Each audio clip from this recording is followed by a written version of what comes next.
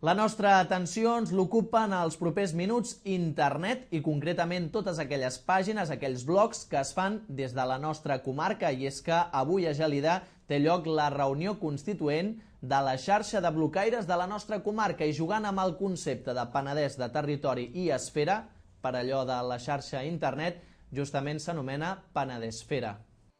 El llistat de blogs i blocaires del Penedès ja té més de 100 blogs agregats. Ha arribat el moment que la Penedesfera passi de ser una llista per convertir-se en una veritable comunitat. Aquesta és la intenció de Daniel Garcia, impulsor de la reunió que es farà dissabte a les 6 de la tarda a la sala de socis de la Unió del Casal Gelidenc. Garcia remarcava que en els darrers 2 anys els blogs han proliferat molt i que cada cop s'agrupen més de manera territorial, per comarques, per exemple. Això és el que va fer Daniel Garcia, començant a fer un llistat de blogs penedesencs. La intenció ara és anar més enllà i poder crear una associació i un portal propi. A partir d'aquesta reunió doncs, ja tindrem unes adreces i unes eines com seran un punt de referència. Ara mateix la Penedesfera o aquest llistat només està al meu blog, no? I buscant amb el Google mateix, que és el buscador més utilitzat, ficant Penedesfera s'hi arriba perfectament, no?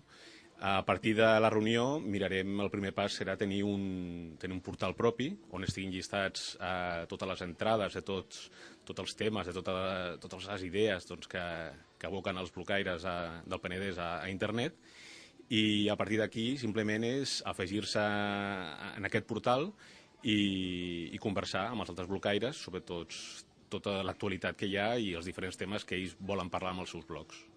Es tracta d'una reunió de treball que pretén ser una trobada entre totes aquelles persones que tenen un blog, però també aquelles que tenen pensat fer-ho en breu. Entre les voluntats, com comenta Garcia, hi ha promoure que des dels blogs de la Penedesfera es parli més de la cultura de la vinya i del vi i del cava, com a fet diferenciador sobre altres xarxes de blocaires.